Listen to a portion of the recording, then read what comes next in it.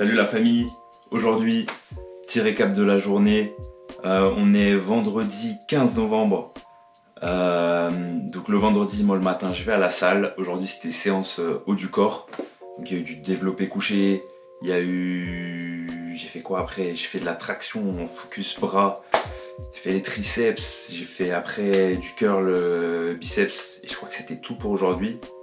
Ensuite j'ai travaillé. Je suis allé au taf et comme vous savez maintenant, eh bien, à ma pause déjeuner, j'en profite pour travailler le piano. Donc là aussi, j'ai avancé sur le bac. J'ai des chiffres, enfin de mieux en mieux, je le joue de mieux en mieux. Et là, il y a mon poteau qui vient de passer pour enregistrer un piano qu'on devait mettre sur un morceau. Alors on avait un projet de morceau, on était censé enregistrer le piano numérique qu'il y a chez moi. Et finalement on a utilisé un plugin que j'avais, et parce que ça rendait bien mieux, on pouvait vraiment créer le son qu'on voulait, on n'était pas cantonné aux quelques sonorités du clavier. Du coup ça c'est pour ce qu'il y a eu dans la journée. Comme vous voyez, la vidéo d'hier du coup elle a eu un début de montage. J'aurais aimé évidemment faire mieux, y consacrer plus de temps, mais bon, l'objectif c'était de finir la vidéo hier avant d'aller dormir, donc fallait faire des compromis et on fera mieux la prochaine fois quoi. Comme vous l'avez vu, normalement si tout se passe bien, on a une nouvelle miniature. C'est un truc que j'ai fait sur Canva et l'idée c'est ça en fait, de petit à petit optimiser ce qu'il y a à optimiser et s'améliorer sur chaque truc. Et du coup plaire à l'algorithme de YouTube pour qu'il nous référence mieux et qu'on touche plus de gens. Du coup, pour le montage, j'ai téléchargé Adobe, je me le suis pris et par chance, il y a plusieurs années de cela, j'avais déjà fait un tout petit peu de montage, vraiment modestement, pour des vidéos Minecraft. Et du coup, j'ai été grave surpris de deux choses. La première, c'est qu'il y a plein d'aspects où c'était plutôt difficile pour... on pouvait se sentir perdu pour des trucs comme des transitions, comment manipuler certains outils, et surtout des trucs de workflow et d'ergonomie. Mais bon, ça c'est normal, je connais pas le logiciel, l'idée c'est de trouver le temps pour se former là-dessus, ça je vous tiendrai au courant. Et ma deuxième surprise, c'était que à l'inverse, il y a eu plein de choses qui étaient plus simples que prévu. C'est-à-dire qu'en fait, rien que l'interface, en fait, c'était très similaire à FL Studio, qui est un logiciel de musique que j'utilise. Et je trouvais ça trop marrant de voir justement les similarités entre des logiciels qui ont presque rien à voir, au point même qu'il y a certains raccourcis clavier qui avaient les mêmes fonctions dans Adobe.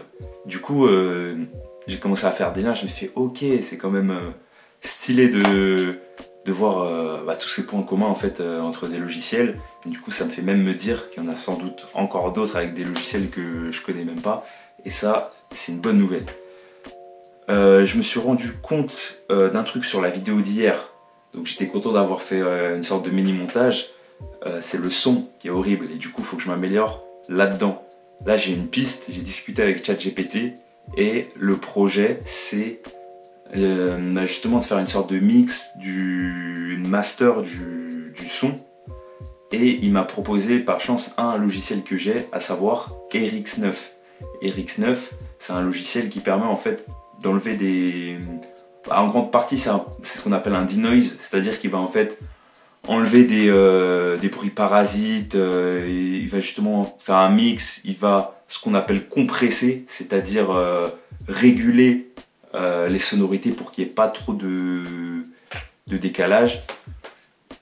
Et voilà. Et pourquoi cette vidéo s'appelle Tout est connecté?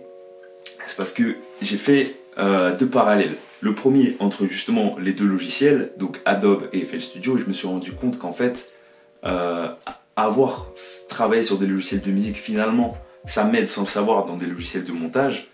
Et du coup, l'inverse est vrai aussi. Et ensuite j'ai fait le lien, aujourd'hui, enfin j'en ai déjà parlé à un pote depuis un moment, mais du coup avec tout ça en tête, ça m'a amené à un autre lien qui est en fait le lien entre le sport et la musique. Et c'est ça qui me fait vibrer aussi en ce moment dans le sport, dans la musique bien sûr, c'est le lien physique, corporel, du ressenti et de la visualisation. C'est-à-dire que au début, quand on apprend un instrument, par exemple, je repense à moi, quand j'étais petit que je faisais du violon, parce que j'ai fait du violon, j'en fais toujours un peu, mais j'y consacre moins de temps.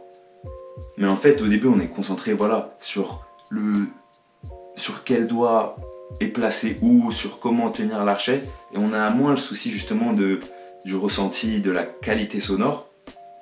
Et avec le temps, petit à petit, on développe une oreille qui est un peu autre. Et justement, on va essayer de visualiser et d'avoir vraiment une conscience corporelle, tout comme au piano pour les doigts, tout comme au chant. Même si vous avez vu la vidéo d'hier, vous avez sans doute vu qu'il y a plein de moments où justement je fais des gestes avec les mains, où je tiens certaines parties de mon corps. C'est justement parce qu'il y a en fait de la réflexion derrière et on fait énormément de visualisation. Et pareil dans le sport, je me suis rendu compte que parfois, juste visualiser un mouvement précis ou bien s'imaginer le muscle qui travaille, ça aide même parfois à l'isoler. Le mouvement, parfois, il peut avoir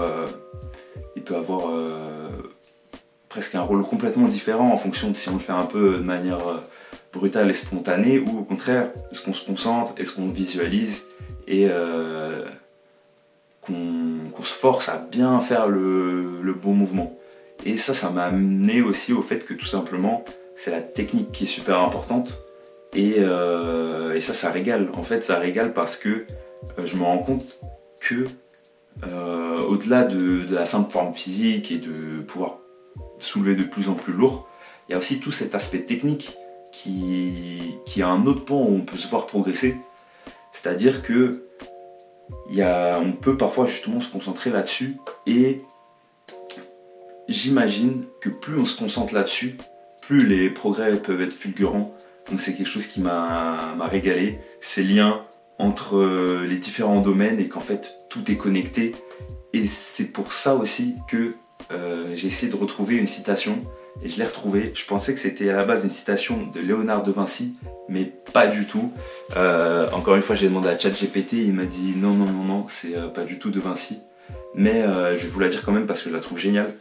C'est pour comprendre le monde, il faut observer attentivement les détails, relier les détails à des principes plus larges, remettre en question ce que l'on croit savoir, et en 4, agir en conséquence. À la fin, tout s'imbrique car tout est connecté. Ça tue. Et en fait, on se dit que peut-être en s'améliorant même en cuisine, je sais pas, on aura peut-être, je sais pas, plus de goût symboliquement pour autre chose, ou à l'inverse, je sais pas, en faisant de la peinture, on pourra développer une esthétique pour le dressage de l'assiette. Et ça, moi, partir dans ces idées-là, ça me régale. Et du coup, pour finir, une autre dernière citation qui est un des auteurs que j'adore. D'ailleurs, c'est cette étagère-là où il est le poteau, c'est Dostoïevski, une régalade ce mec. Et lui, il disait quoi? Car tout est océan, tout coule et se connecte.